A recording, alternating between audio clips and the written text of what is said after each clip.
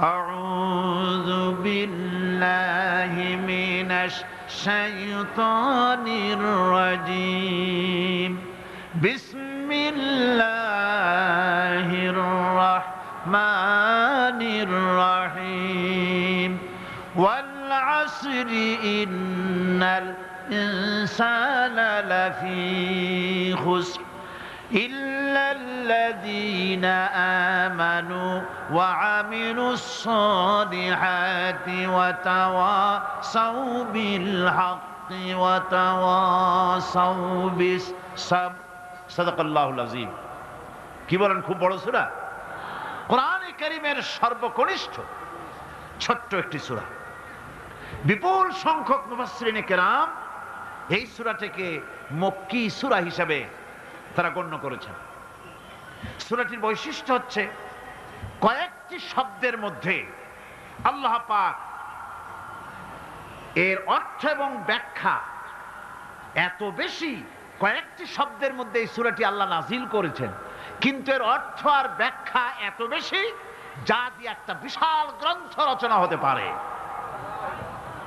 আমার তো মনে হয় যে সূরা ওয়াল আসর এটা যেন একটা ঝিনুকের মধ্যে আল্লাহ পাক আটলান্টিক মহাসাগর, প্রশান্ত মহাসাগর, সবগুলি মহাসাগর একটা ঝিনুকের মধ্যে আল্লাহ পুরি দিয়েছেন।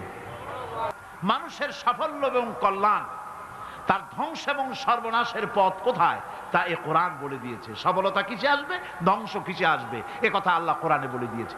আমি আজকে এই সূরা বেছে নিলাম এই কারণে, আমরা চলছি ধ্বংসের দিকে। কোন দিকে যাচ্ছি বলেন না, কোন দিকে? আমার তো মনে হয় হেমিলেনের সেই বংশীবাদক যেন বাঁশি বাজিয়ে চলছে, আর গোটা জাতি তার পেছনে সমুদ্রে ডুবে মরার জন্য অগ্রসর হচ্ছে। বন্ধুগণ, আমি বলতে চাচ্ছি যে আজ আমরা সফলতা এবং ব্যর্থতা কিসে, লাভ আর ক্ষতি কিসে এটা বুঝতে পারছি না বলেই গোটা জাতির এই দুর্দিনে সূরা ওয়াল আসর এইটাই আমাদের আলোচনা করা উচিত বলে আমি মনে করি। এর মধ্যেই আল্লাহ পাক আমাদের লাভ, আমাদের ক্ষতি, আমাদের সাফল্য, আমাদের ব্যর্থতা এর মানদণ্ড নির্ণয় করে দিতে পারেন কে? কথা বোঝেন নাই? তাহলে বলেন না, কে দিতে পারেন? সেই আল্লাহ রাব্বুল আলামিন, তিনি কোরআনকে দিয়েছেন, এই সূরা তিনি নাজিল করেছেন। ইমাম শাফি রাহমাতুল্লাহ আলাইহি বলেছেন, লোকেরা যদি এই ছোট্ট সূরাটি উপরে চিন্তা ভাবনা করে তাহলে একটা মানুষের জন্য এই সূরাটাই তার হেদায়েতের জন্য যথেষ্ট হয়ে যেতে পারে, আর কিচ্ছু লাগে না। এই ছোট্ট সূরাটি একটা মানুষের সম্পূর্ণ হেদায়েত হওয়ার জন্য যথেষ্ট। আল্লাহ রাব্বুল আলামিন শুরু করছেন এভাবে, ওয়াল আসরি ইন্নাল ইনসানা লাফি খুসর। ওয়াল আসরি, আসরের আগে একটা অ আছে। আরবি গ্রামার অনুযায়ী এই অটা হচ্ছে ওয়াও কাসমিয়া, এটা হচ্ছে শপথ। আল্লাহ কসম করছেন। আপনারা খুব চিন্তা ভাবনা করেন, মাথা ঠান্ডা করে,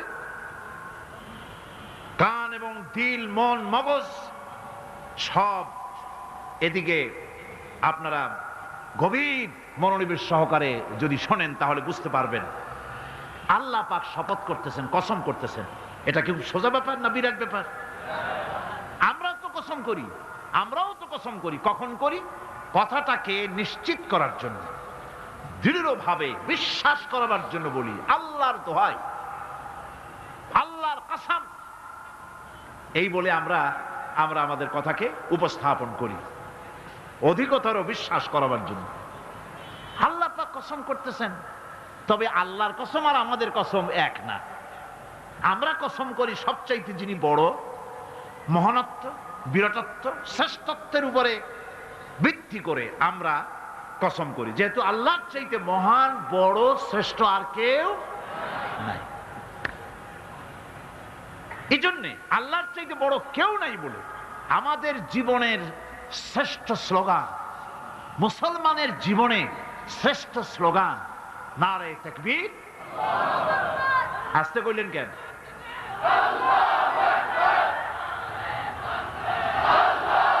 আল্লাহ হচ্ছেন বড়, তার থেকে বড় কেউ না।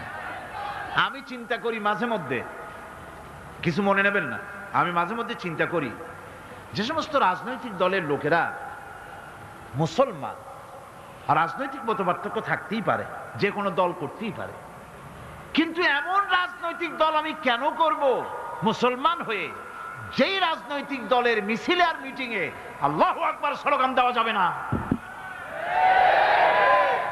কারণ হচ্ছে আমি যখন দুনিয়া এসেছিলাম, আপনি যখন দুনিয়া এসেছিলেন, আপনার আমার কানে কি শোনানো হয়েছে? কন্ত আজান শোনানো হয়েছে। দুনিয়া এসে আমি প্রথম কি শুনেছি? আল্লাহু আকবার, এটাই শুনেছি। আজানের প্রথম শব্দ কি? নামাজের প্রথম শব্দ কি? ইকামতের প্রথম শব্দ কি? জানাজা, জীবনের শেষ নামাজ, এটার প্রথম শব্দ কি? এটা শেষ শব্দ কি? তাহলে এর সিগনিফিকেন্সটা কি? এর অর্থটা হচ্ছে আমার জন্ম থেকে মৃত্যু পর্যন্ত জীবনের সকল ক্ষেত্রে আমাকে বলতে হবে, স্বীকার করতে হবে, মানতে হবে, নিতান্ত গোলামের মতো মানতে হবে আল্লাহু আকবার। আল্লাহর চাইতে শ্রেষ্ঠ কেউ। আমরা কসম করি যেহেতু আল্লাহ বড়, তার বিরাটত্বের উপরে নির্ভর করে আমরা কসম করি, কিন্তু আল্লাহর চাইতে বড় তো কেউ নাই। উনি কসম যখন করবেন, উনি করবেন কিসের কসম? আমাদের কসম আর আল্লাহর কসম এক নয়। রব্বুল আলামিন যখন কসম করেন, তিনি তার কাছে বড়, তার চাইতে বড় কেউ নাই, শ্রেষ্ঠ কেউ নাই, মহান কেউ নাই। সেজন্য তিনি যে কসম করেন, যে কথা বলতে চান, ওই কথার সাথে, ওই বিষয়ের সাথে যার সম্পর্ক, যার সাযুজ্য আছে, সম্পৃক্ততা আছে, সিমিলারিটি আছে, তার কসম আল্লাহ পাক করেন। যেহেতু এখানে আল্লাহ রাব্বুল আলামিন মানুষের সফলতা, ব্যর্থতা, মানুষের লাভ আর ক্ষতির কথা বলবেন, সেজন্য আল্লাহ পাক মানুষের জীবনের সাথে, মানুষের সম্পর্ক রয়েছে তার জীবনের, মানুষের সাথে সম্পর্ক রয়েছে সময়ের, মানুষের সঙ্গে সম্পর্ক রয়েছে ইতিহাসের। তাই রব্বুল আলামিন বলেন, ওয়াল আসরি ইন্নাল ইনসানা লাফি খুসর। আমি কসম করি সময়ের, আমি কসম করি ইতিহাসের, আমি কসম করি জীবনের, আমি কসম করি সময়ের। যেহেতু এই জীবন আছে বলে আমরা আছি, জীবন না থাকলে আমরা বাঁচি না। ইতিহাস, ইতিহাসের কসম আল্লাহ করেন, কারণ হলো ইতিহাস মহাকালের সাক্ষী। এই মহাকালের দুষ্কৃতিকারা, তাদের দুষ্কৃতি যারা, তাদের দুষ্কৃত, তাদের দুষ্কৃত কর্ম, যা তারা যে খারাপ কাজ করেছে, সেই খারাপ কাজের ইতিহাস ধারণ করেছে। যারা সুকৃতি করেছে, তাদের সুকর্মগুলি ইতিহাস ধারণ করেছে। ইতিহাস হচ্ছে নীরব সাক্ষী। আল্লাহ বলেন, আমি ওই ইতিহাসের সাক্ষী, আমি জীবনের সাক্ষী, আমি সময়ের সাক্ষী। যেহেতু সময় কারো জন্য বসে থাকে না। সময়ের ব্যাপারে হযরত ইবনে কাইয়্যিম রাহমাতুল্লাহ আলাইহি তিনি বলেছেন, মা মাদা ফিদ দুনিয়া আহলামুন ওয়া মা বাকিয়া মিনহা আমানি। মা মাদা ফিদ দুনিয়া আহলামুন, আমি আমার জীবনের যে অংশ ফেলে এসেছি এটা আমার স্বপ্ন। ওয়া মা বাকিয়া মিনহা আমানি, আর যেটা আমার সামনে জীবন বাকি আছে ওটা হচ্ছে আমার আকাঙ্ক্ষা। ওয়াল ওয়াক্তু বাইনাহুমা দায়ুন, আর এর মাঝখান থেকে সময় চলে যাচ্ছে। সময় আমার জন্য বসে নেই, সময় চলে যাচ্ছে। এই পৃথিবীতে আসার পর আমাদের হায়াত তো বাড়ছে না, বরং হায়াত প্রতি মুহূর্তে কি হচ্ছে? লোকেরা বলে হায়াত বাড়ে, হায়াত তো বাড়ে না। হায়াত কি হয়? জন্মের পরের থেকে আমার জন্য রিজার্ভ আছে যতটুকুন, 50 বছর বাঁচবো, 60 বছর বাঁচবো, যতটুকুন হায়াত আমার জন্য নির্ধারিত করা আছে, নির্ধারণ করা আছে, প্রতিদিন একদিন একদিন করে কমে যেতেছে। এজন্য আমি বলি, আমার বাড়িতে যে ঘড়িটা আছে, এই ঘড়িটা বেলা 1টার সময় ঢং করে একটা আওয়াজ দেয়, শ্রোতাকে শুনিয়ে দেয়, বাড়িওয়ালা তোমার জীবনের মূল্যবান হায়াত থেকে 1 ঘন্টা কমায়া দিলাম। 2টার সময় 2টা ঘন্টা লাগায় শোনায় দিল, বান্দারে তোমার জীবনের মূল্যবান সময় থেকে 2টি ঘন্টা কমে গেল। এমনি করে দিন গেল, মাস গেল, বছর গেল, আমাদের হুঁশ হলো না। সময় চলে গেল তাস খেলে খেলে, সময় চলে গেল আমাদের খেলাধুলা করে, শয়তানি বদমাশি করে। সময় কতটুকুন পেলাম? কিয়ামতের দিন, বিচারের দিনটা যেটা হবে, আল্লাহ রাব্বুল আলামিন বলেন বিচারের দিনটাই লম্বা হবে 50 আলফা সানা মিম্মা তাউদ্দুন। বিচারের দিনটা লম্বা হবে কত বছর? 50,000 বছর। কত বছর? দুনিয়ায় যেভাবে তুমি হিসাব করো, দুনিয়ার গণনা অনুযায়ী হাসরের বিচারের দিনটা হবে 50,000 বছরের মতো লম্বা। এক কিতাবে দেখেছি, তিনি লিখেছেন হিসাব করে কিয়ামতের ওই দিনটার হিসাবে 50,000 বছর একটা দিন লম্বা। ওই হিসাবে পৃথিবীতে যারা 60 বছর বাঁচলো সে যেন আখেরাতে 2 মিনিট দুনিয়ায় বাঁচলো। চিন্তা করেছে? মাত্র 2 মিনিট। 60 বছর যারা হায়াত পেল 2 মিনিট বাঁচলো। এই 2 মিনিটের জন্য কত হাঙ্গামা, কত মারধর, কত সন্ত্রাস, ক্ষমতার জন্য লড়াই, ঠ্যান করেঙ্গে ত্যান করেঙ্গে, লাঠি কে আন্দার মুগুর ভরেঙ্গে, শক্তির ঠেলায় অস্থির। আমার বন্ধুগণ, সময় চলে যাচ্ছে স্রোতের মতো করে, কারো জন্য সময় অপেক্ষা করতেছে না। আমাদের মৃত্যু প্রতি মুহূর্তে কাছে চলে আসতেছে। এই জন্য শায়ের বলেছেন, আগাহ আপনি মৌত সে কোই বশর নেহি, আগাহ আপনি মৌত সে কোই বশর নেহি, সামা সো বরস কে হ্যাঁ পল কি খবর নেহি। মৃত্যু সম্পর্কে আমাদের কারো জানা নাই। যে কোনো মুহূর্তে মৃত্যু আমাদের কাছে এসে যেতে পারে, মৃত্যু সম্পর্কে কিছুই জানা নাই। অথচ প্রতি মুহূর্তে আমরা মৃত্যুর দিকে এগিয়ে চলছি। মাল সামান 100 বছর কি ধরে খাবো তাও জমা করে রেখেছি, কিন্তু এক মুহূর্তের খবর নাই। মাহফিলে এসেছি, বাড়ি যেতে পারবো নিশ্চয়তা নাই। আছে? বলেন আছে? আপনি বাড়ি যাও ভালো, বসেছেন, দাঁড়াতে পারবেন এই নিশ্চয়তা আছে? নাই। সুতরাং সূরাটিতে যে সময়ের উপরে কসম করে মূলত সময়ের অপরিসীম গুরুত্ব সম্পর্কে আল্লাহ পাক মানুষকে বুঝাই দিতেছেন। সময়ের দাম দাও। আমাদের সময় চলে যায় গান শুনতে শুনতে, আশ্চর্য মলম বিক্রি করা দেখতে দেখতে, তাস পাশা খেলতে খেলতে সময় চলে যায়, কেউ খেয়াল করে না। সময় বলতে অতীত কালও হতে পারে, আবার বর্তমানও হতে পারে। আর বর্তমান কাল কোনো কালই না। বর্তমান কাল কোনো কাল নয়। প্রতি মুহূর্তে ভবিষ্যৎ এসে বর্তমান হয়, আর প্রতি মুহূর্তে বর্তমান কি হয়? অতীত হয়ে যায়। বর্তমান কাল বলে কোনো কাল নেই। প্রতি মুহূর্তে অতীত হয়ে যাচ্ছে। এই যে আমি মাহফিলে বসছিলাম প্রথম এসে, ওইটা কি এখনো বর্তমান আছে? এই যে বর্তমান কথা বলছি, এটা অতীত হয়ে যাচ্ছে। সুতরাং বর্তমান কাল নাই। আল্লাহ পাক অল আসরের সময়ের কসম করে বলছেন। যদি আমরা চিন্তা ভাবনা করি তাহলে আমরা লক্ষ্য করব আমাদের আসল মূলধন সময়। আসল মূলধন কি? জীবনের আসল মূলধন কি? সময়। ইমাম রাজি রহমতুল্লাহ আলাইহি এই পর্যায়ে এক বুজুর্গের ব্যক্তির কথা তিনি আলোচনা করেছেন। তিনি বলেছেন যে একটা লোক, তিনি সূরা আল আসর এর ব্যাখ্যা তিনি বুঝতেছিলেন না। ব্যাখ্যাটা কি? এই মাথার মধ্যে ঘুরপাক খাচ্ছিল এর ব্যাখ্যা কি? একবার তিনি বাজারে ঢুকলেন, তারপরে তিনি শুনতে পেলেন বাজারের এক প্রান্ত থেকে একজন চিল্লায় বলতেছে, সেই ব্যক্তির উপরে রহম করো যার পুঁজি গলে যায়, সেই ব্যক্তির উপরে রহম করো যার পুঁজি গলে যায়। উনি চিন্তা করলেন পুঁজি এবার গলে কেমনে? উনি দৌড়ে গেলেন, যায় দেখেন যে যে ব্যাটা চিল্লাচ্ছে সে হচ্ছে বরফ বিক্রেতা। কি বিক্রেতা?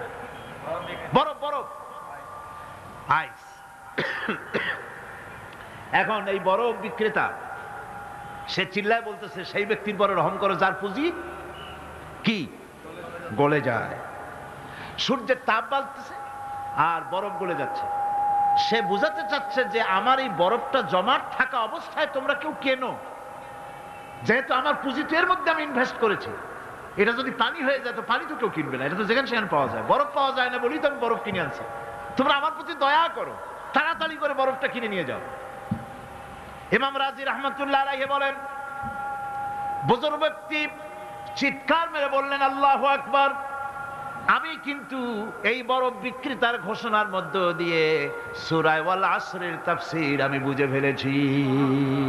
তার মানে হলো বরফ বিক্রেতা যেভাবে বলতেছে সেই ব্যক্তির উপরে রহম করো যার পুঁজি গলে যায়, আমারও তো একটা পুঁজি আছে, ওই পুঁজির নাম হায়াত। প্রতি মুহূর্তে আমার পুঁজি তো গলে যেতেছে, আমার পুঁজি তো গলে যায়, প্রতি মুহূর্তে কমে যেতেছে।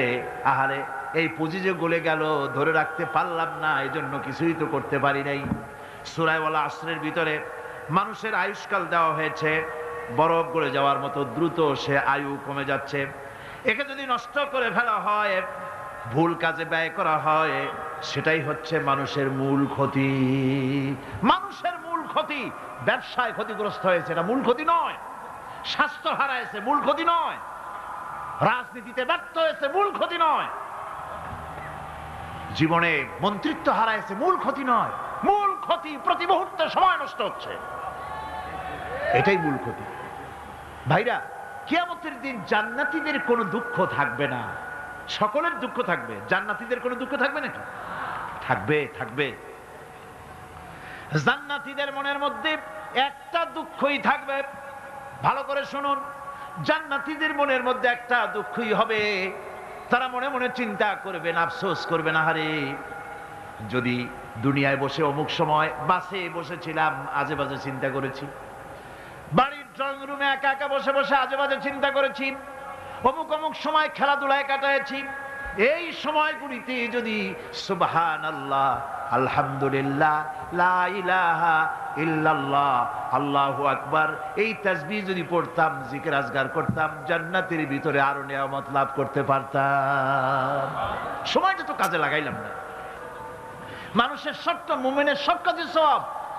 ওয়াকুলু লিন্নাসি হুসনা, মানুষের সঙ্গে ভালো ভালো কথা কও, মানুষের সঙ্গে হাসি মুখে কথা কও। একজনের সাথে হাসি মুখে কথা বললেন, আপনার একটা সদকা দেওয়ার মতো সমান সব আমলনামায় লেখা হয়ে গেল। ভালো ভালো কাম করো। বন্ধুগণ, সময় দ্রুত গতিতে চলে যাচ্ছে, মানুষের জীবন ক্ষতিগ্রস্ত হচ্ছে।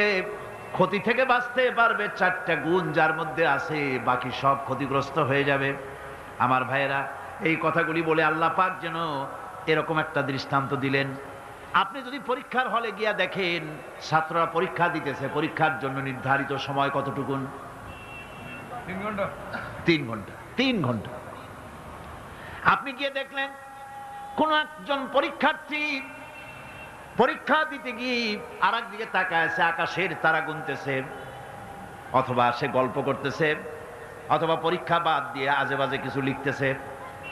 আপনি যেমন তাকে, ওই ছেলেটাকে আনবো না, গাফেল ছেলেটাকে ঘড়ির দিকে তাকায় বলেন, এই ছেলে ওই ঘড়ির দিকে তাকাও, দেখো তোমার সময় কিন্তু চলে যেতেছে, মাত্র 1 ঘন্টা, আর তুমি সময় নষ্ট করতেছ। আল্লাহ যেন স্নেহ পরবশে তামাম পৃথিবীর গোলামদেরকে, বান্দাদেরকে আঙ্গুল নির্দেশনা দিয়ে বলছেন, বান্দারা, প্রতি মুহূর্তে তোর জীবনের মূল্যবান সময় চলে যেতেছে, প্রতি মুহূর্তে সময় যাচ্ছে। আল ইনসান, ইনসান বলতে শুধু মুসলমান না, ইনসান বলতে কি মুসলমান শুধু না, আল ইনসান, মানব মণ্ডলী, বিশ্বের সমস্ত মানুষকে আল্লাহ বলছেন, হিন্দু, খ্রিস্টান, বৌদ্ধ, নাসারা, ইহুদি, মজুসি, মুসলমান, বিশ্বের সব মানুষকে আল্লাহ বলছেন। যেহেতু আল্লাহ স্রষ্টা, মানুষের ব্যাপারে সার্বিক কল্যাণময় কথা কে বলতে পারেন? কে বলতে পারেন? সে আল্লাহ রাব্বুল আলামিন বলছেন, সময় চলে যাচ্ছে, ও পৃথিবীর মানুষেরা। এই মানুষ বলতে আল্লাহ রাব্বুল আলামিন কোন ব্যক্তি, কোন গোষ্ঠী, কোন জাতিকে বলেন নাই, বলেছেন সমগ্র মানবতাকে। এর অর্থ হচ্ছে, সূরাটিতে উল্লেখ্য 4টি গুণ যদি আমল করতে পারে লোকেরা, যেই ব্যক্তি করবে, যেই সমাজ করবে, যেই রাষ্ট্র করবে, যেই গোষ্ঠী করবে, যেই জাতি করবে, তারাই ক্ষতি থেকে বেঁচে যাবে। আর যারা করবে না, তারা ক্ষতিগ্রস্ত হবে। কি হবে বলুন? এখন আল্লাহ পাকের কথা শুনুন। আল্লাহ পাক বলছেন, ওয়াল আসরি ইন্নাল ইনসানা লাফি খুসর। খুসর, খুসরিন, এই যে খুসর, খাসারা, এই শব্দটা হচ্ছে আবিধানিক অর্থে ক্ষতি, হচ্ছে লাভের বিপরীত। লাভের বিপরীত কি? ক্ষতি। নাফা, এই নাফার বিপরীত কি? নোকসান। খাসারাটা কি? নোকসান বলা হয় পুঁজি 50,000 খাটাইছিলাম, লাভ করতে পারি নাই, পুঁজি ঠিক আছে, এটাকে বলা হয় নোকসান। এটাকে কি বলা হয়? নোকসান। কিন্তু আমি পুঁজি খাটিয়েছিলাম 50,000 টাকা, লাভ তো হয়ই নাই, পুঁজিও চলে গেছে, আমও গেছে, সালাও গেছে, আমও নাই, সালাও নাই। এইটারে আরবিতে কি বলা হয়? খাসার, দেউলিয়া। দেউলিয়া হয়ে গেছে। দেউলিয়াটা বোঝেন ভালো আপনারা, দেউলিয়া হয়ে গেছে। কোরআন লাভ বা সাফল্যের ধারণা যেমন নিছক পার্থিব নয়, সমৃদ্ধির কথা শুধু পার্থিব নয়, জন্ম থেকে শুরু করে মৃত্যু পর্যন্ত। কোরআনের লাভের কথা যখন বলা হয় তখন জন্ম থেকে মৃত্যু পর্যন্ত, আখিরাত পর্যন্ত, কিয়ামত পর্যন্ত। ক্ষতিটাও জন্ম থেকে শুরু করে মৃত্যু পর্যন্ত, কিয়ামত পর্যন্ত ক্ষতিটাও। এই ক্ষতি থেকে বাঁচবার জন্য কোরআনে কারিমে বিভিন্ন জায়গায় এই খাসারা শব্দ ব্যবহার করা হয়েছে। আল্লাহ রাব্বুল আলামিন বলছেন, ওয়ামান খাফফাত মাওয়াজিনুহু ফাউলাইকাল্লাযীনা খাসিরু আনফুসাহুম বিমা কানু বিআয়াতিনা ইয়াযলিমুন। যাদের পাল্লা ভারী হবে কিয়ামতে তারাই হবে সফলকাম, আর যাদের পাল্লা হালকা হবে, নেকির পাল্লা যাদের হালকা হবে তারা হবে ক্ষতিগ্রস্ত। তারা নিজেরাই ক্ষতি সাধনকারী হবে কিয়ামতের দিন। কাজে মানুষের জীবনের সমুদয় কার্যাবলীর ভালো অংশ যদি খারাপ অংশের উপরে বিজয়ী হয়, তারপরে খারাপ অংশ পাওনাদারদের দিয়ে টিয়া, এরপরে যদি নেকি কিছু বাকি থাকে তাহলে বোঝা গেল লোকটা কিয়ামতে নাজাত পাবে। আর যদি ভালো কাজের উপরে খারাপ কাজ বিজয়ী হয়ে যায় আর সমস্ত পাওনাদারদেরকে পাওনা মিটাইয়া তারপরেও পাপ বাকি থেকে যায়, এক চাইতে খাসারা পৃথিবীতে আকাশে জমিনে কিছুই আর হবে না। এর থেকে বাঁচার জন্য আল্লাহ পাক, এই খাসারা থেকে বাঁচার জন্যই মানুষকে এই কথা বলছেন। এই কথাটি কোরআনে কারিমের অন্য একটি আয়াতে আরো সুন্দর করে বলা হয়েছে, যারা নাকি এই দুনিয়ার বুকে যারা নিজেদের পুঁজি খাটাইছে, জীবনের পুঁজি সুদ কামাইতে খাটালো, জীবনের পুঁজি খাটালো হারাম কামাইয়ের ভিতরে, অন্যায় কাজের ভিতরে, যারা জীবনের পুঁজিকে আল্লাহর দ্বীনের কাজে লাগাতে পারে নাই, তাদের সম্পর্কে বলা হচ্ছে খাসিরাদ দুনিয়া ওয়াল আখিরাতা যালিকা হুয়াল খুসরানুল মুবিন। খাসিরাদ দুনিয়া ওয়াল আখিরা, দুনিয়াও ক্ষতিগ্রস্ত, আখিরাতেও ক্ষতিগ্রস্ত। এটা হচ্ছে তার জন্য সুস্পষ্ট ক্ষতি, এর থেকে বড় ক্ষতি আর কিছুই হতে পারে না। আল্লাহ পাক কোরআনে কারীমে অন্যত্র বলেছেন, وَنُنَزِّلُ مِنَ الْقُرْآنِ مَا هُوَ شِفَاءٌ وَرَحْمَةٌ لِلْمُؤْمِنِينَ وَلَا يَزِيدُ الظَّالِمِينَ إِلَّا خَسَارًا। আমি এই কোরআন অবতরণের পরিক্রমায় এমন সব বিষয় অবতীর্ণ করেছি যা মুমিনদের জন্য নিরাময় এবং তাদের জন্য রহমত, আর জালিমদের জন্য ক্ষতি ছাড়া আর কিছুই বৃদ্ধি পায় না। জালিমদের জন্য ক্ষতি বৃদ্ধি পায়, আর যারা মুমিন তাদের জন্য এর মধ্যে নিরাময় আছে, এর মধ্যে রহমত আছে। অর্থাৎ যারা এই কোরআনকে যারা নিজেদের আইনের কিতাব হিসেবে গ্রহণ করেছে, কোরআনকে তাবিজের কিতাব হিসাবে নয়, ধর্মীয় কিতাব হিসাবে নয়, কোরআন সংবিধান। কোরআন কি? কোরআনকে যারা সংবিধান হিসাবে মেনে নিয়েছে, কোরআনকে যারা সংবিধান হিসাবে গ্রহণ করলো, ব্যক্তি, পরিবার, সমাজ, রাষ্ট্রে তাদের যাবতীয় মানসিক, বুদ্ধিবৃত্তিক, নৈতিক, তামাদ্দুনিক রোগের নিরাময় হবে, এর দ্বারা শান্তি হবে। কিন্তু যেসব জালিম এই কোরআনকে প্রত্যাখ্যান করেছি, কোরআনকে যারা মৌলবাদীদের কিতাব বলে, কোরআনের কথা বললে মৌলবাদ বলে গাইল দেয়, তারা তাদের কপালকে পোড়াইয়া ছাই বানাইয়া দিছে, তাদের কপাল ভস্মীভূত করে দিয়েছে।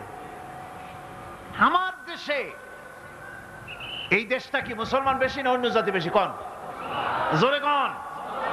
মুসলমান সবচেয়ে। খুব লক্ষ্য করে শোনেন, এই দেশে সবচেয়ে মুসলমান বেশি, ইন্দোনেশিয়ার পরে। পৃথিবীর দ্বিতীয় বৃহত্তম মুসলিম দেশ হলো কোনটা? বাংলাদেশ। এই দেশে ইসলামরে যত গালি দেওয়া হয়েছে, কোরআনকে যত গালি দেওয়া হয়েছে, আলেমদেরকে যত গালি দেওয়া হয়েছে, রাসূলুল্লাহকে যত গালি দেওয়া হয়েছে, ইসলামী আদর্শকে যত গালি দেওয়া হয়েছে, পৃথিবীতে কোন দেশে এইভাবে ইসলামকে গালি দেওয়া কোথাও হয় না।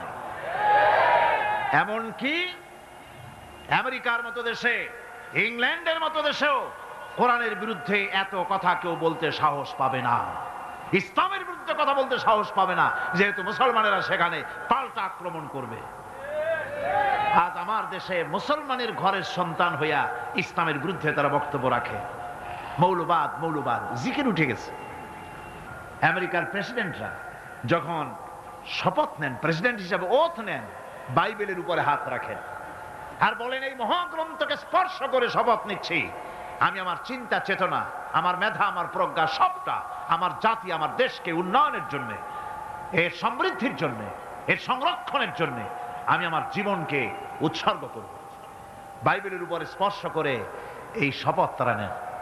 আমার দেশের প্রেসিডেন্ট, প্রধানমন্ত্রী শপথ নেওয়ার সময় কোরআন শরীফের উপরে হাত রাখে যদি, তাহলে বলা হবে বেচারা মৌলবাদী হয়ে গেছে। এটা করা যাবে না। আর যদি কেউ করে সামান্য কিছু, কোরআন না, যদি তসবিহ নিয়েও আসে, তাহলে বুঝতে হবে জাতির সাথে একটা প্রতারণা ছাড়া আর কিছুই না। কাজেই ধর্মের প্রতি আকর্ষণ একটা ভিন্ন জিনিস, সেই জিনিসকে ছেড়ে যারা দেয় তারাই ক্ষতিগ্রস্ত হয়, আর যারা ধরে রাখে তারা দুনিয়ায় ক্ষতিগ্রস্ত হয় না।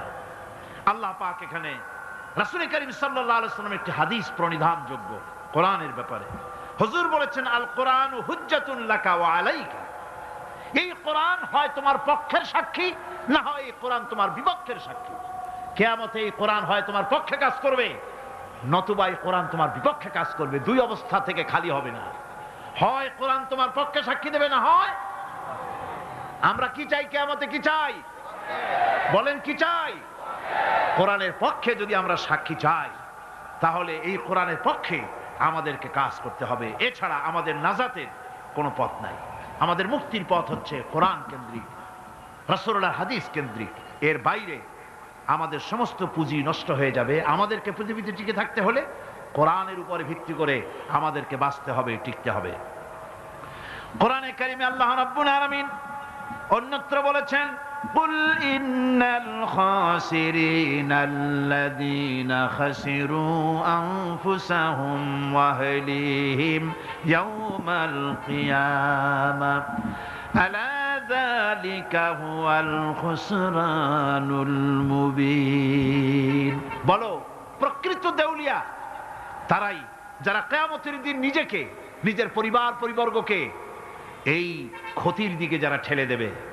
ভালো করে শুনে নাও, এটি হচ্ছে সুস্পষ্ট ক্ষতি, সুস্পষ্ট দেউলিয়াপনা। এই ক্ষতি থেকে বাঁচার জন্য আল্লাহ রাব্বুল আলামিন কোরআনে কারীমের মধ্যে বলেছেন, ওয়াল আসরি ইন্নাল ইনসানা লাফি খুসর। পড়েন সবাই, ওয়াল আসরি ইন্নাল ইনসানা লাফি খুসর। মানুষের, সমগ্র মানুষের জীবন ক্ষতিগ্রস্ত, ব্যর্থ। কে বলতেছেন? গা শিউরে ওঠার কথা না? গা শিউরে ওঠে। আল্লাহ বলতেছেন ক্ষতিগ্রস্ত, ব্যর্থ। আপনি যতই মনে করেন আপনার মিল আছে, কল আছে, কারখানা আছে, মন্ত্রী, টাকা পয়সা আছে, প্রেসিডেন্ট হয়েছেন, প্রধানমন্ত্রী হয়েছেন, আপনার জীবন সফল হয়েছে, আল্লাহ বলেন না, জীবন ব্যর্থ, জীবন বিফল, জীবন ক্ষতিগ্রস্ত। তাম পৃথিবীর সমস্ত মানুষ ক্ষতিগ্রস্ত, ব্যর্থ। 4টা কাজ করলে সফল হবে। কয়টা কাজ? জোরে বলেন, কয়টা কাজ? ইল্লাল্লাযীনা আমানু ওয়া আমিলুস সালিহাতি ওয়া তাওয়াসাউ বিল হাক্কি ওয়া তাওয়াসাউ বিস সাবর। 4টা কাজ করলে জীবন হবে সফল। এই ব্যর্থতা থেকে, এই ক্ষতি থেকে যদি বাঁচতে চাই কিনা? কারা কারা চাই? দেখাই তো হাত। কারা কারা চাই? ক্ষতির হাত থেকে বাঁচতে চাই কারা? আলহামদুলিল্লাহ, হাত নামান।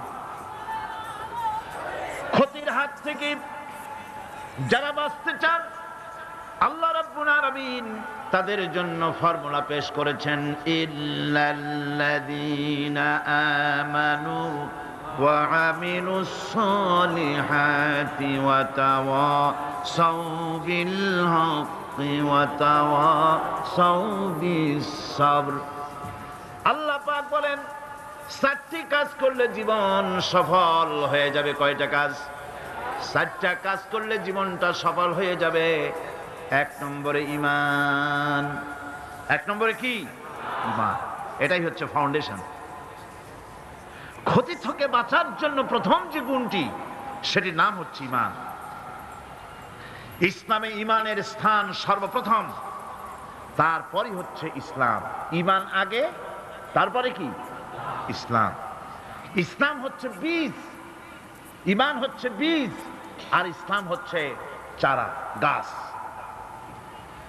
এটা হচ্ছে ভিত্তি। এই ভিত্তিকে সর্বপ্রথম মজবুত করতে হবে, ইমানের ভিত্তি। ইমানের ভিত্তি দুনিয়ায় ইমানের আহ্বান জানাবার জন্যই আল্লাহ রাব্বুল আলামিন সমস্ত নবী এবং রাসূলদেরকে পৃথিবীতে পাঠিয়েছেন ইমানের আহ্বানের জন্য। দুনিয়ার সমস্ত নবীদের দাওয়াত ছিল ইমানের দাওয়াত। কিসের দাওয়াত? এই ইমানের দাবিটা আসছে, এই দাওয়াতটা এসেছে আল্লাহর কাছ থেকে। কার কাছ থেকে? দেখুন, পৃথিবীর ভিতরে কোন নবীদের কথার সাথে আরেকজন নবীর কথার কোনো বৈপরীত্য হয় নাই। সমস্ত নবীদের কথা একরকম ছিল। কয় রকম? একজন নবীর সঙ্গে তার বক্তব্যের সাথে আরেকজন নবীর বক্তব্যের কোনো গুণগত মৌলিক কোনো পার্থক্য ঘটে নাই, অসঙ্গতি হয় নাই। কারণ নবীরা আম্বিয়া আলাইহিমুস সালাম নিজেরা বানিয়ে কথা রচনা করে তারা মানুষের সামনে পেশ করে নাই। সমস্ত নবীদের কাছে যত দাওয়াত এসেছে একটা অফিস থেকে এসেছে। সে অফিসটা হচ্ছে কার? আল্লাহ রাব্বুল আলামিনের। তাই দুনিয়ার সমস্ত পয়গম্বরদের দাওয়াত ছিল না ইলাহা ইল্লাল্লাহ, লা ইলাহা ইল্লাল্লাহ, লা ইলাহা, লা ইলাহা ইল্লাল্লাহু মুহাম্মাদুর রাসূলুল্লাহ। এটাই ছিল সমস্ত নবীদের দাওয়াত।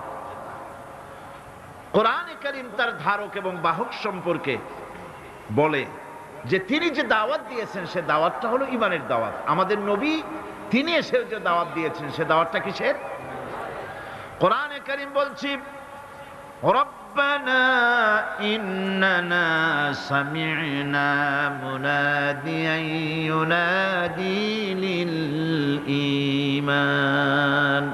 হে আমাদের রব, নিশ্চয়ই আমরা এমন একজন আহ্বায়কের আহ্বান শুনেছি যিনি আমাদেরকে ঈমানের দাওয়াত দিয়েছেন।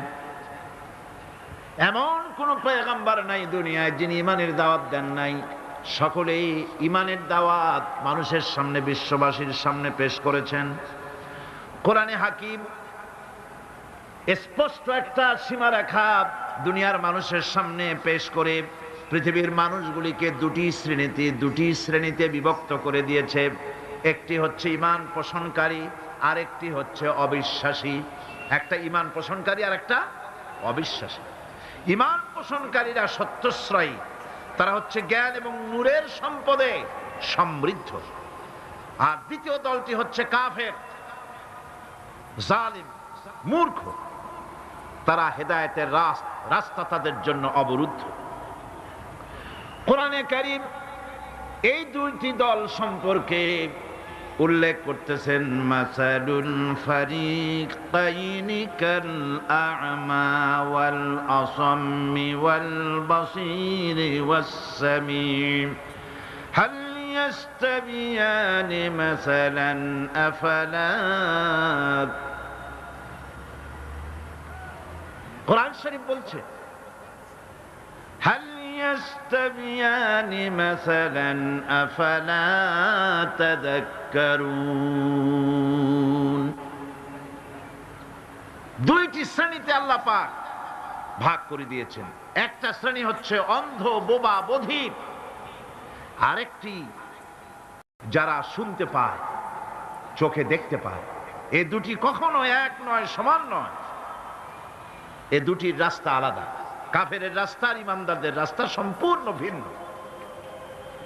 আল্লাহ রাব্বুল আলামিন ঈমান এবং কুফরের পার্থক্য বলে দেওয়ার জন্য গোটা মানব জাতির মধ্যে স্পষ্ট করে বলেছেন, লা ইকরাহা ফিদ-দীন ক্বাদ তাবায়্যানার রুশদু মিনাল গায়ব। দ্বীনের ব্যাপারে জোর জবরদস্তি নেই। এখানে হেদায়েতের পথ এবং গোমরাহি, হেদায়েতকে গোমরাহির পথ থেকে সম্পূর্ণ আলাদা করে দেওয়া হয়েছে। লা ইকরাহা ফিদ-দীন, দ্বীনের ব্যাপারে কোনো জোর জবরদস্তি নাই। যারা ধর্মনিরপেক্ষবাদী তারা এই আয়াতটাকে নিজেদের মতবাদকে প্রতিষ্ঠার লক্ষ্যে অনেক সময় কাজে লাগায়। দুটি আয়াতকে তারা বেশি ব্যবহার করে, একটা হচ্ছে লাকুম দীনুকুম ওয়ালিয়া দীন, আর একটা হচ্ছে লা ইকরাহা ফিদ্দিন। এই দুইটি আয়াতকে ধর্ম নিরপেক্ষবাদীরা ব্যবহার করে। এই দুটির কোনটি তাদের আদর্শকে বোঝাবার লক্ষ্যে ব্যবহারের কোনো সুযোগ নাই। লা ইকরাহা ফিদ্দিন, ধর্মের ব্যাপারে কোনো বাড়াবাড়ি নাই, জোর জবরদস্তি নাই। এ কথা বলা হয়েছে এই কারণে যে কোন বিধর্মীকে, অমুসলিমকে ভয় দেখিয়ে, লোভ দেখিয়ে অথবা কোন ক্রমে কোন প্রকার চাপ সৃষ্টি করে তাকে মুসলমান বানানো যাবে না। এমনকি সূরা তওবার মধ্যে এসেছে, যুদ্ধ চলাকালীন সময়, জিহাদ চলাকালীন সময় কোন অমুসলিম যদি ইসলাম জানার জন্য তোমাদের তাঁবুতে আসে, তাহলে তুমি তাকে ইসলাম বুঝাও। ইসলাম শোনার পরে যদি মেনে নেয় ভালো কথা, আর যদি না মানে তাকে তার তাঁবু পর্যন্ত ফিরে যেতে দাও। মাঝপথে তাকে আক্রমণ করা যাবে না। ধর্মের ব্যাপারে কোনো বাড়াবাড়ি নাই, লা ইকরাহা ফিদ্দিন। এর দ্বারা ধর্ম নিরপেক্ষতার কোনো কথা বোঝানো হয়নি।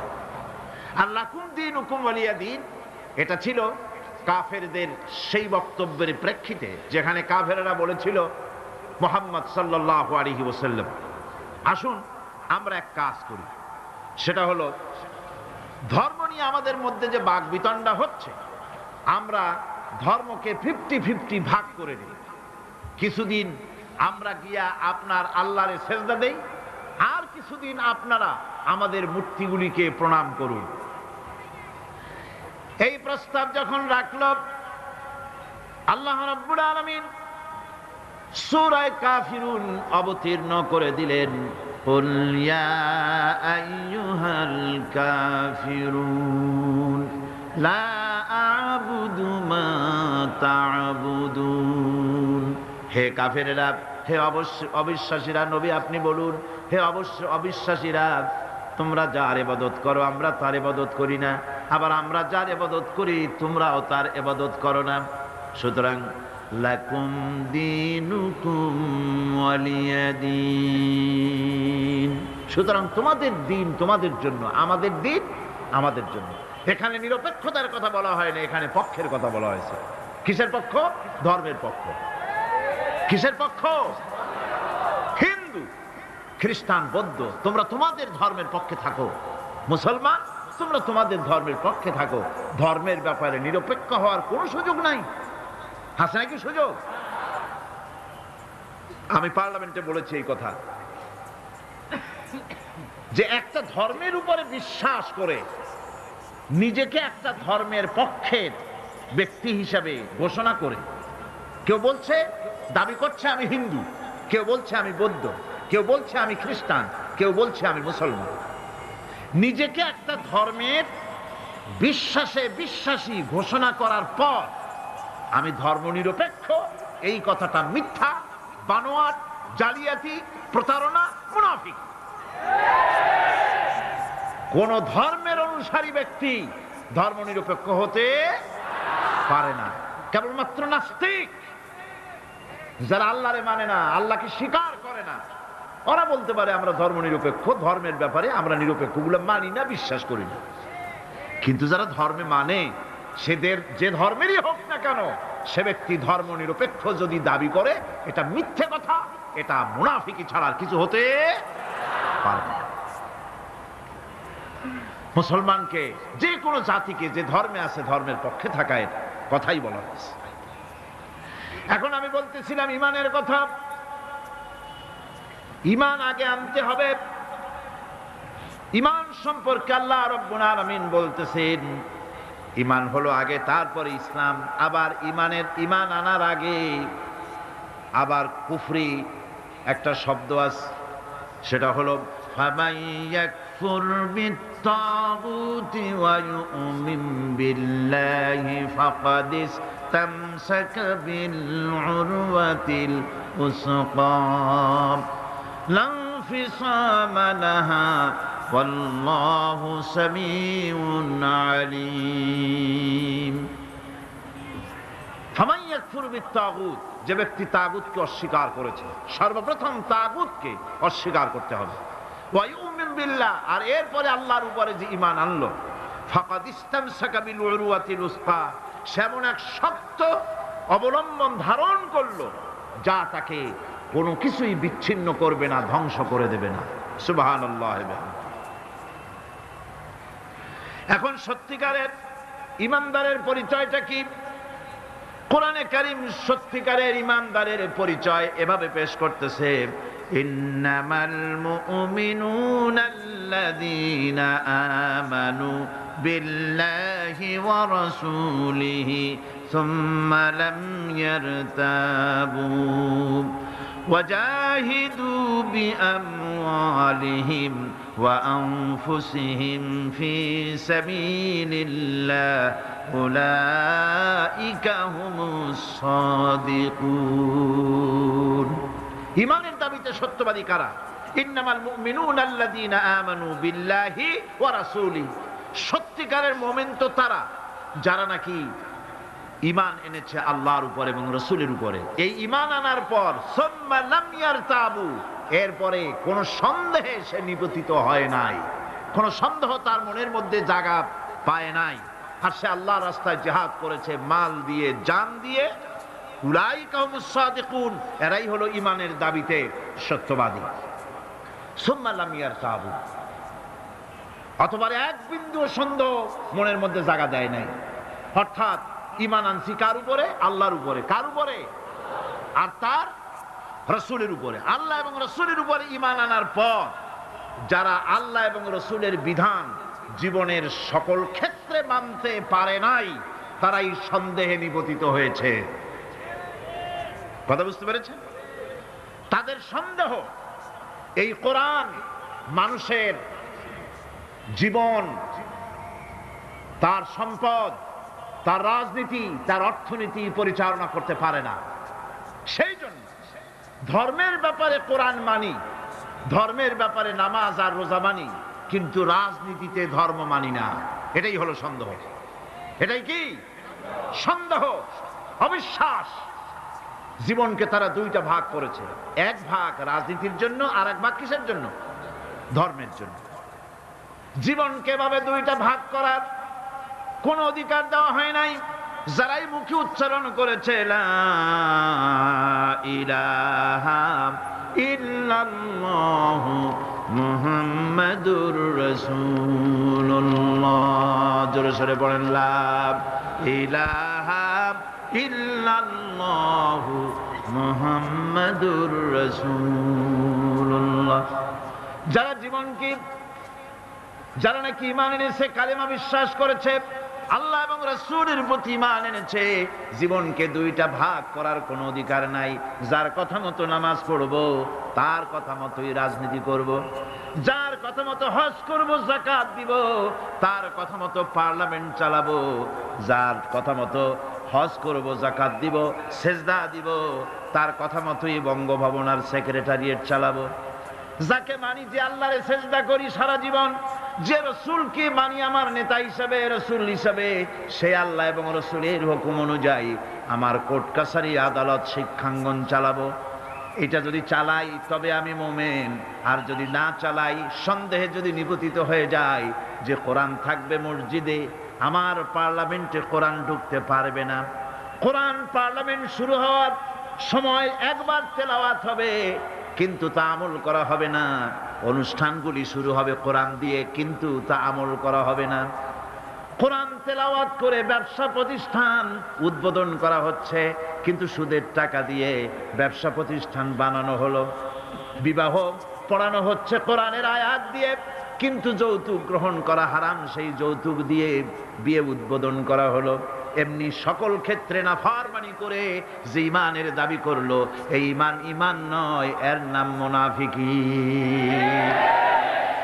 এখন এই কথাটা মনে রাখতে হবে যে ঈমান এমন এক বিষয় যা আবার মৌখিক দাবি করলেই হয় না। কেউ যদি পড়ে লা ইলাহা ইল্লাল্লাহ, মুসলমান কি হয়ে গেল? বলেন আপনি, ফতোয়া দেন হয়ে গেল? खिरद ने गर कह भी दिया ला इलाहा इल्लल्लाह तो क्या हासिल, दिलो निगाह मुसलमान नहीं तो कुछ भी नहीं। खिरद ने गर कह भी दिया ला इलाहा इल्लल्लाह, মুখে আসলো আর স্বতঃস্ফূর্তভাবে বলে ফেললো লা ইলাহা ইল্লাল্লাহ, তো क्या हासिल, এতে কিছু এর দ্বারা কোনো উপকার হলো না। দিলো নিগাহ মুসলমান হি তো কুছ ভি নেহি, অর্থাৎ তার মন তার মস্তিষ্ক লা ইলাহাকে বিশ্বাস করলো না, আমল করলো না, এই কালেমা পড়ার কোনো দাম নাই।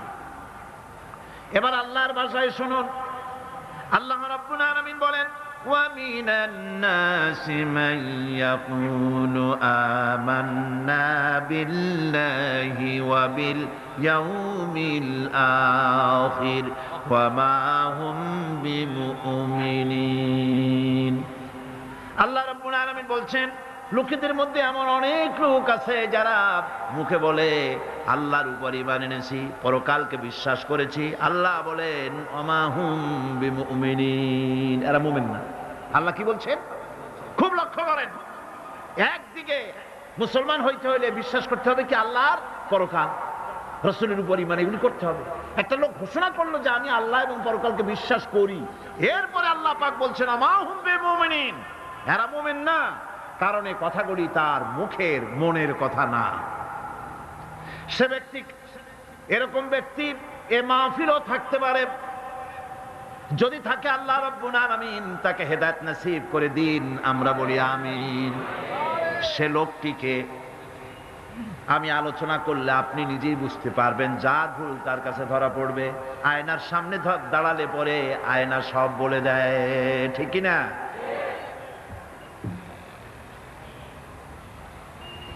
সেই ব্যক্তি, যে ব্যক্তি নাকি কালেমা পড়ে, নামাজ পড়ে, আবার ব্যবসায়ী হলে ওজনে কম দেয়, খাদ্যে ভেজাল দেয়, মানুষের সঙ্গে প্রতারণা করে, টাকা নিয়ে ফেরত দেয় না, ওয়াদা খেলাপ করে, চুরি করে, ডাকাতি করে, জেনা করে, সুদভিত্তিক ব্যাংকের থেকে টাকা তুলে ব্যবসা করে, সুদের ব্যবসা করে, ঘুষ দেয়, জেনা করে, আর একদিকে নামাজ পড়ে, সময় হলে আবার হজ করে আসে।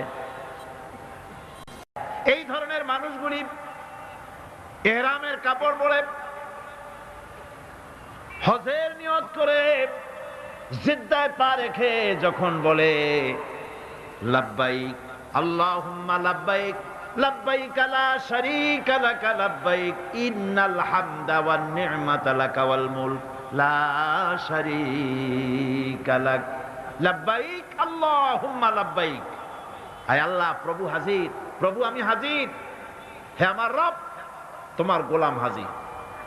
বান্দা বলে আয় আল্লাহ, গোলাম হাজির। গায়েব থেকে আওয়াজ আসে, আল্লাহর পক্ষ থেকে বলা হয় লা লাব্বাইকা ওয়ালা সাদাইক।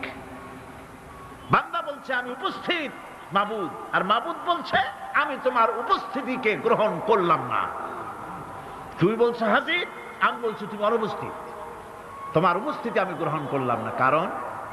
কারণ তুমি যে টিকিট করে আসছো ওইটা হারাম টাকা, যে রামের কাপড় পরেছো ওইটা হারাম টাকা দিয়ে কেনা, মক্কা মদিনায় যে খরচ করবে, তাবুতে থাকবে, বাস ভাড়া দেবে, যা খাবে, জায়নামাজ কিনবা, তসবিহ কিনবা, মার্কেটিং করার জন্য যে টাকা আনছো, সব হারাম। তোমার গায়ের গোশত হারাম, তোমার গায়ের রক্ত হারাম, হারাম খেয়ে পেটটারে সাইজ মতো বানাইছো, এরকম করে হারামের টাকা দিয়া হজ করতে এসেছো, তোমার উপস্থিতি আমি গ্রহণ করলাম না। নাউজুবিল্লাহ। সুতরাং মুমিনের দাবি করলেই হবে না, ঈমানের দাবি করলেই হবে না, কাজে তা প্রমাণ করতে হবে। সেটা কি? সেটা হচ্ছে ইন্নাল্লাযীনা ক্বালু রাব্বুনাল্লাহু সুম্মা ইসতাকামু তাতানাজ্জালু আলাইহিমুল মালাইকা, নিশ্চয় যারা বলে আমাদের রব আল্লাহ, অতঃপর এই কথার উপরে সে দৃঢ়পদ থাকে, ফেরেশতাগণ তার প্রতি ফেরেশতা অবতীর্ণ হয়, অর্থাৎ আল্লাহর রহমত তার উপরে নাজিল হয়। যে ব্যক্তি ঈমানের দাবি করে ঈমানের উপরে টিকে থাকে, আল্লাহর রহমত তার উপরে নাজিল হতে থাকে। ঈমান আনাই শুধু মুখে দাবি করাই শেষ কথা নয়, ঈমান আনার পর ঈমানের উপরে টিকে থাকা সবচেয়ে বড় কথা। ঈমানের উপরে টিকে থাকতে হবে। ঈমানের কোনো দাম নাই যদি আমলে সালেহ না থাকে। ঈমান হচ্ছে এক, এটা মূল্যহীন হয়ে পড়ে যদি আমলে সালেহ না থাকে। যে নেক কাজ করতে হবে আল্লাহকে খুশি করার জন্য, কাজটা ভালো হওয়ার জন্য শর্ত দুইটা। একটা হচ্ছে কাজটা হতে হবে আল্লাহকে খুশি করার জন্য। কারে খুশি করার জন্য? আল্লাহ পাককে খুশি করার জন্য হতে হবে। আর 2 নম্বরে কাজটা হতে হবে সুন্নতে নববী সাল্লাল্লাহু আলাইহি ওয়াসাল্লাম, রাসূল করিম সাল্লাল্লাহু আলাইহি ওয়াসাল্লামের সুন্নতের উপরে কাজটি হতে হবে। তাহলেই আপনার আমলটা সহি হয়ে গেল। আপনি আমি নিজের আন্দাজ করে কাজটা খুব ভালো হয়েছে মনে করলেই হবে না। নিকৃষ্ট বা অসৎ কাজের পরিণতি সম্পর্কে কোরআন বলছে, قُلْ هَلْ نُنَبِّئُكُمْ بِالْأَخْسَرِينَ أَعْمَالًا الَّذِينَ ضَلَّ سَعْيُهُمْ فِي الْحَيَاةِ الدُّنْيَا وَهُمْ يَحْسَبُونَ أَنَّهُمْ يُحْسِنُونَ صُنْعًا। আমি কি তোমাদেরকে বলবো না যে কোন আমল তোমাদেরকে ক্ষতিগ্রস্ত করবে? সেটা হচ্ছে সেই আমল যারা দুনিয়ার জীবনে দুনিয়ায় উন্নতি করার জন্য কাজ করে, তাদের সমস্ত জদ্দোজাহাদ, তাদের চেষ্টা প্রচেষ্টা দুনিয়ায় টিকে থাকার জন্য তারা করে থাকে। যে কাজগুলি আল্লাহ পাকের খুশনুদি হাসিলের জন্য, আল্লাহ পাককে খুশি করার জন্য করা হয় না, সেই কাজগুলি মানুষের সমস্ত প্রচেষ্টাকে, তার চেষ্টাকে, তার সমস্ত আমলগুলিকে বিনষ্ট করে দেবে। এগুলি কিয়ামতের দিন কোনো ফায়দা হবে না। যারা দিনদার, পরহেজগার, ইমানদার, সৎকর্মশীল, আল্লাহ তাদের ব্যাপারে কি করে শোনেন, ইন্নাল্লাযীনা আমানু ওয়া আমিলুস সালিহাতি সায়াজআলু লাহুমুর রাহমানু উদ্দা। আল্লাহ পাক বলেন যারা নাকি ঈমান এনেছেন আর আমলে সালেহ করে, রব্বুল আলামিন তার বান্দাদের দিলের মধ্যে তার জন্য মহব্বত পয়দা করে দেন। মানুষের ভালোবাসে, মহব্বত করে। আমার বন্ধুগণ, সৎকর্ম মানুষ যখন ভালো কাজ করে তার দুষ্কর্মগুলিকে আল্লাহ মাফ করে দেন। জোরে বলেন সুবহানাল্লাহ। কোরআন বলছে, ওয়াল্লাযীনা আমানু ওয়া আমিলুস সালিহাতি লানুকাফিরান্না আনহুম সাইয়্যাতিহিম ওয়া লানাজজিয়ান্নাহুম আহসানাল্লাযী কানু ইয়ামালুন। যারা ঈমান আনবে আর সৎ কাজ করবে, আল্লাহ পাক বলেন আমি তাদেরকে সর্বোত্তম কাজগুলির প্রতিদান করব। তারা যত ভালো কাজ করবে ওই ভালো কাজের মধ্যে সবচাইতে ভালো যেটা, ওইটার উপর আমি তাকে পুরস্কার দান করব। সুবহানাল্লাহ। আর তাদের সাইয়্যাতগুলি হাসানাত দিয়ে বদলায় দেব, তাদের পাপ কাজগুলি আমি নেক কাজে পরিবর্তন করে দেব। শুধু তাই নয়, শয়তানের ওয়াসওয়াসায় পড়ে বান্দা যখন একটা গুনাহ করে, আল্লাহ বলে দিয়েছেন একটা গুনাহ লিখবি। আদম আলাইহিস সালামকে আল্লাহ পাক যখন দুনিয়ায় পাঠিয়ে দিলেন, হযরত হাওয়া যখন দুনিয়া আসলেন, আর শয়তানের বুজুর্গি সব শেষ হয়ে গেল। শয়তানে বলল, আল্লাহ আমার সব ইবাদত নষ্ট হইল আদমের জন্য। আমি তোমার কাছে ফরিয়াদ জানাই, তুমি 7টা জাহান্নাম বানাইছো, এই জাহান্নাম আরো বানাও। আমি তোমার এই জাহান্নামগুলি তোমার বান্দাগুলি দিয়ে ওয়াসওয়াসা দিয়ে এই জাহান্নাম ভরে দেব। যে আদমের জন্য আমার সমস্ত ইবাদত পণ্ড হলো, সেই আদম সন্তান সব আমি জাহান্নামে পাঠাবো।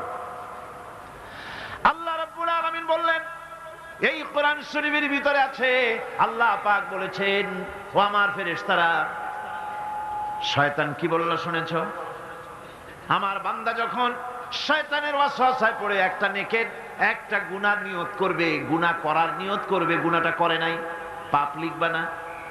গুনাহ করা হয়ে যাওয়ার পর একটা গুনার জন্য একটা গুনাহই লিখবা।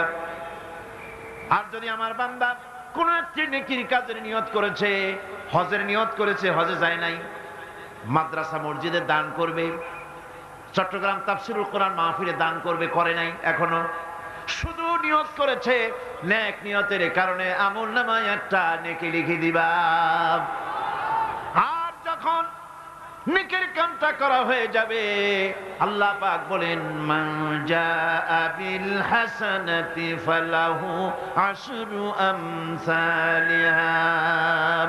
নেকের কাজটা যখন করা হয়ে যাবে, আমার বান্দার আমলনামায় একটা নেকের পরিবর্তে 10টা গ্রেস মার্ক লাগাইয়া 10 গুণ বাড়াইয়া দিবা। সুবহানাল্লাহ। আমি বান্দা, আল্লাহ পাক বলেন বান্দার কোন আমলের উপরে আমি জুলম করি না। বান্দা যদি যে সব কাজ করবে, সমস্ত নেক কাজের জন্য আমি তাকে সওয়াব দান করব। শুধু তাই না, সৎকর্মশীল ব্যক্তিদের রুজিতে আমি বরকত দিয়ে দিব। সুবহানাল্লাহ কোন।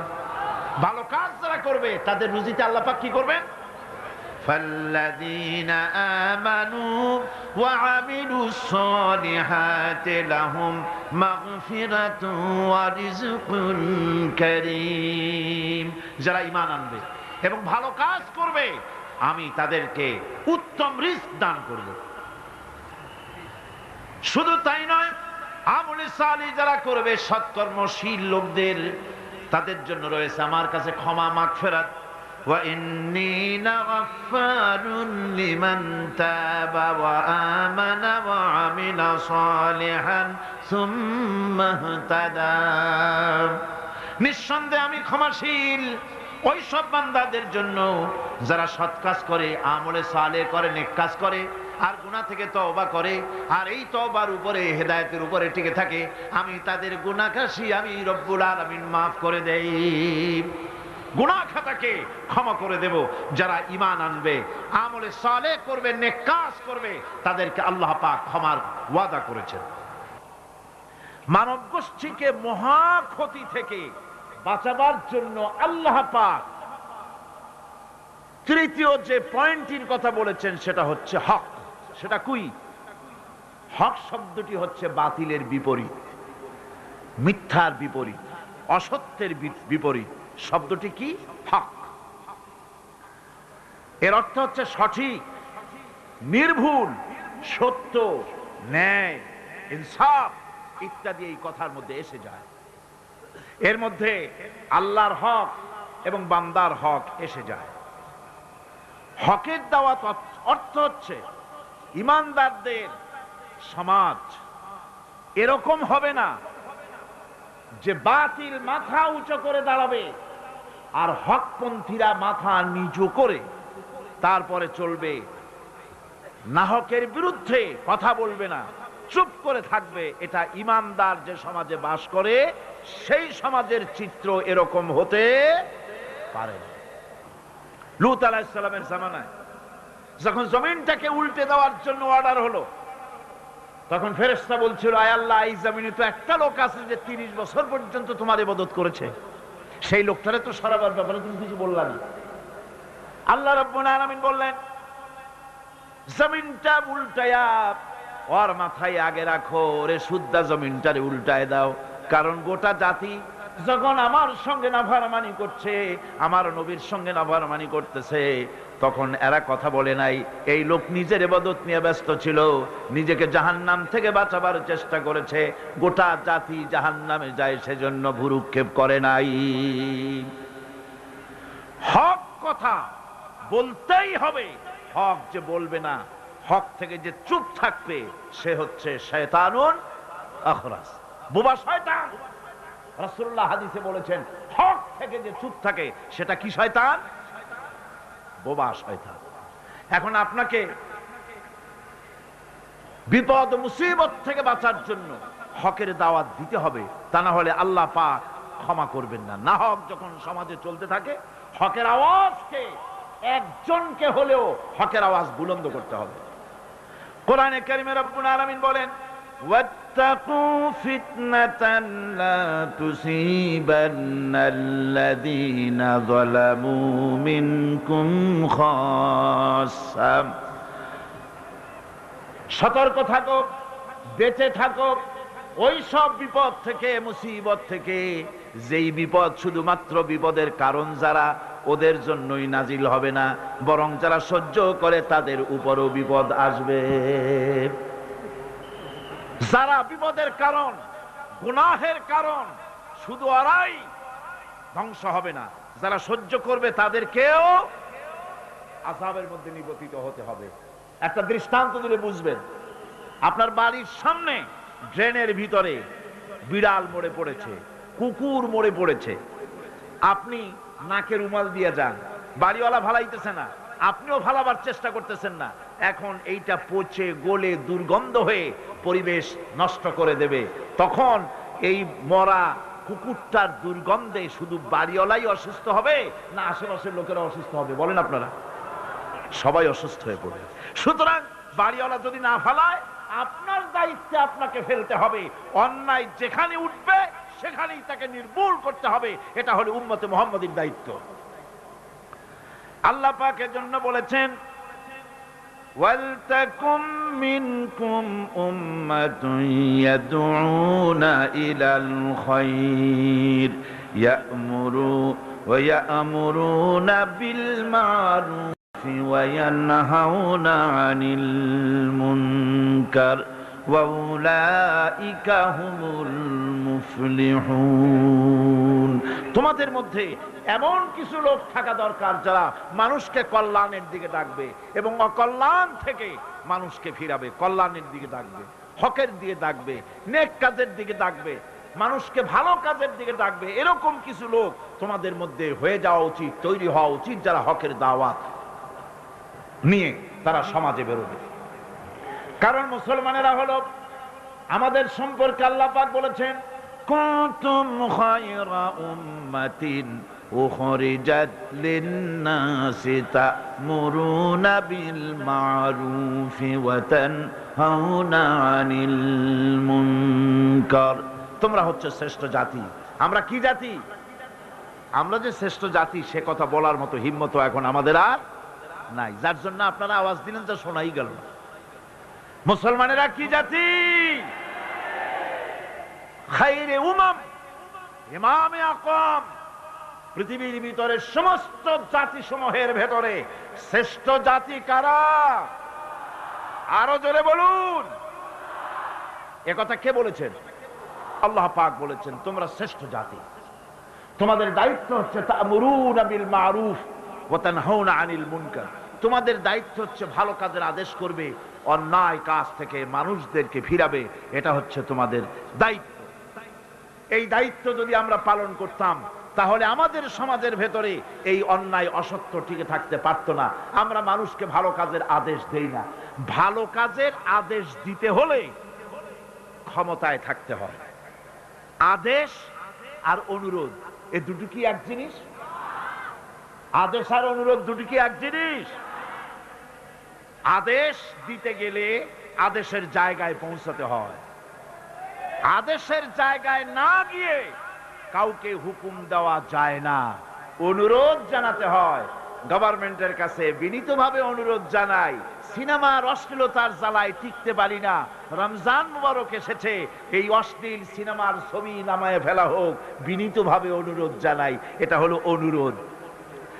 আর আল্লাহ বলছেন ইসলামের ব্যাপারটা অনুরোধের ব্যাপার নয়, এটা হচ্ছে আদেশের ব্যাপার। ক্ষমতায় এমন লোক পাঠাতে হবে যে রমজান মাস এলে পরে অর্ডার দেবে, সিনেমার সমস্ত ছবি আর গান বন্ধ করে দাও। হোটেলের কোনো দরজা খোলা থাকতে পারবে না, কোন খাবারের দোকান মুসলমানদের খোলা থাকতে পারবে না। এটা হচ্ছে অর্ডারের কাজ। তা'মুরুনা বিল মা'রুফ, আমর, হুকুম, অর্ডার। অনুরোধ করে হয় না, এটা আদেশ দেওয়ার মাকামে যেতে হয়। সেই আদেশের মাকামে আমরা কি যেতে পেরেছি? পারিনি। আমাদের অবস্থা হচ্ছে মোল্লার দৌড় মসজিদ পর্যন্ত। এই কথাটা যে কে শুনাইছে আল্লাহই জানে। मुल्ला को जो मिला है मस्जिद में सजदे की इजाजत, मुल्ला को जो मिला है मस्जिद में सजदे की इजाजत, नालायक समझते हैं यही इस्लाम की आजाद। মৌলভী সাহেব মসজিদের ইমামতি পাইছেন আর মনে করেছেন যে আমি ইসলামের স্বাধীনতা পেয়ে গিয়েছি। ডিসি সাহেব যদি দাওয়াত দেয়, মন্ত্রী সাহেব যদি দাওয়াত দেয়, আনন্দে অস্থির হয়ে যায়। আরে বাপরে, ডিসি দাওয়াত দিছে, কি সোজা কথা, মরি কি বাঁচি, উঠি কি পড়ি। ওই জায়গা পার্লামেন্ট, সেক্রেটারিয়েট, বঙ্গভবন যেদিন কোরআনের দখলে আসবে সেই দিন ওয়ার্ডার দিয়ে অন্যায়কে বন্ধ করা সম্ভব হবে।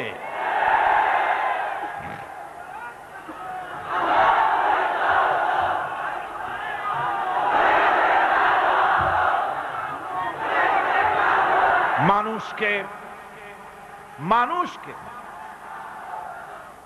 হকের দাওয়াত দিতে হবে।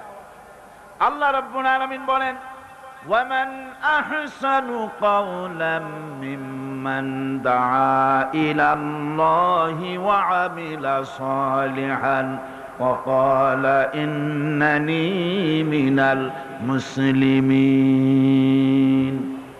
ومن أحسن قولا ممن دعا إلى الله। ওর থেকে ভালো কথা আর কার হতে পারে যে ব্যক্তি মানুষকে আল্লাহর দিকে ডাকে। সুবহানাল্লাহ গণ, সুবহানাল্লাহ বলেন। আল্লাহর দিকে যে ডাকে সেই ওয়ামান দা ইলাইহি, হাদিস শরীফের ভিতরে আছে মান ক্বালা বিহি সাদাকা। কোরআন থেকে যে কথা বলে সে কি কথা বলে? সত্য কথা বলে। কোরআন থেকে যে কথা বলে সত্য কথা বলে। মান ক্বালা বিহি সাদাকা ওয়া মান আমিলা বিহি উজরা। আরে কোরআন থেকে যারা আমল করে আল্লাহ তাদেরকে পুরস্কৃত করেন। ওয়ামান হাকামা বিহি আদালা, কোরআন থেকে যে বিচার করে সেই জাস্টিস, ইনসাফ কায়েম করে। ওয়ামান দা ইলাইহি হুদিয়া ইলা সিরাতিল মুস্তাকিম।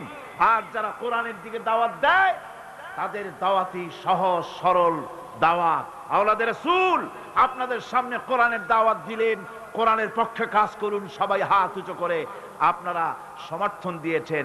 আমরাও অপেক্ষা করব এই সমর্থন আপনারা কতদিন বজায় রাখতে পারে। আল্লাহ যেন তৌফিক দেন। জোরে গান আমিন, আরো জোরে বলেন আমিন। ওয়ামান আহসানু কাওলাম মিম্মান দা ইলাল্লাহ। ওর চাইতে ভালো কথা আর কার? যে মানুষকে আল্লাহর দিকে ডাকে। আমরা কার দিকে ডাকি? বিশ্বাস করুন, আমরা তো সমাজতন্ত্রের দিকে মানুষ ডাকি না। বলেন, আমরা কি সমাজতন্ত্রের দিকে মানুষ ডাকি? পুঁজিবাদের দিকে ডাকি, জাতীয়তাবাদের দিকে ডাকি, ধর্ম নিরপেক্ষ মতবাদের দিকে ডাকি। আমরা কার দিকে ডাকি? ধর্ম নিরপেক্ষ মতবাদ আল্লাহর তৈরি না মানুষের তৈরি? পুঁজিবাদ আল্লাহর না মানুষের? সমাজতন্ত্র আল্লাহর না মানুষের? জাতীয়তাবাদ আল্লাহর না মানুষের? আরে কোরআন কার? ইসলাম কার? সেই আল্লাহ রাব্বুল আলামিনের দিকে আমরা ডাকি। আমরা আমার বাপের দিকে ডাকি না, মায়ের দিকে ডাকি না, দাদার দিকে ডাকি না, মন গড়া কথা বলি না। ওলামায়ে হক কথা বলে কোরআনের কথা। সুবহানাল্লাহ। মহা ক্ষতি থেকে বাঁচার জন্য 4 নম্বরের বিষয় এটা হলো, কয়টা কথা আমাদেরকে ক্ষতি থেকে রক্ষা করবে? বলেন না কয়টা? 4টা। তার একটা হলো কি? 2 নম্বরে কি? আমলে সালেহ। 3 নম্বরে কি? হকের দাওয়াত। 4 নম্বরে কি? সবর। সবর কোরআনে কারীমের মধ্যে সর্বাধিক ব্যবহৃত একটি শব্দ সবর। আরবি ভাষায় বিভিন্ন অর্থে এই সবর শব্দ এসেছে। তবে সাধারণত সবর শব্দের অর্থ হচ্ছে অবিচলতা, দৃঢ়তা, সহিষ্ণুতা, মন মেজাজের সমতা, ধীরতা, কষ্ট সহিষ্ণুতা, বরদাস্ত, এগুলি হচ্ছে সবরের অর্থ। আমরা মনে করি সবর হচ্ছে ধৈর্য। হ্যাঁ, ধৈর্যটা ঠিক, কিন্তু সেই ধৈর্যের অর্থ কি? এই ধৈর্যের অর্থ এই নয় যে কেউ আপনার একটা থাপ্পড় মারবে আর আপনি বলবেন ভাই হাতে ব্যথা পাইছেন নাকি? তাহলে আমার আর একখান থাপ্পড় দিয়ে দাঁত যে কয়টা আছে তাও ফালাই দেয়। এর নাম সবর না। সবর হলো বিপদে আপনি হতাশ হবেন না, বিপদে ভেঙে পড়বেন না, বিপদে থাকবেন দৃঢ় অবিচল, মাথা ঠান্ডা, সুস্থ মস্তিষ্কে বিপদকে ওভারকাম করার জন্য কৌশল অবলম্বন করবেন। এটাই হচ্ছে সবর। ধৈর্য ধরতে হবে অবিচলতার সাথে, দৃঢ়তার সাথে, সহিষ্ণুতার সাথে। আল্লাহর জান্নাতে যাওয়ার জন্য এই সবর আমাদেরকে ইখতিয়ার করতে হবে। আমরা কি আল্লাহর জান্নাতে যেতে চাই? আমরা কি জান্নাতে যেতে চাই? অবশ্যই আল্লাহর জান্নাতে আমরা যেতে চাই। এই জান্নাতে যাওয়ার জন্য আল্লাহ রাব্বুল আলামিন কোরআনে কারীমের মধ্যে বলেছেন, আম হাসিবতুম আন তাদখুলুল জান্নাতা ওয়া লাম্মা ইয়া'লামিল্লাহুল্লাযীনা জাহাদু মিনকুম ওয়া ইয়া'লামাস সাবিরিন।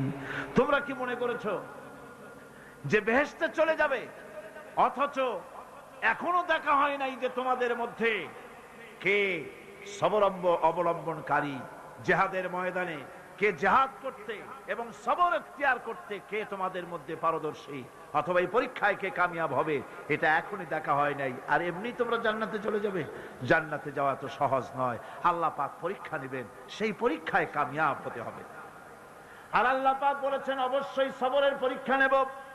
ওয়ালানাবলুওয়ান্নাকুম হাত্তা না'লামাল মুজাহিদিনা মিনকুম ওয়াস-সাবিরিনা ওয়া নাবলুয়া আখবারাকুম।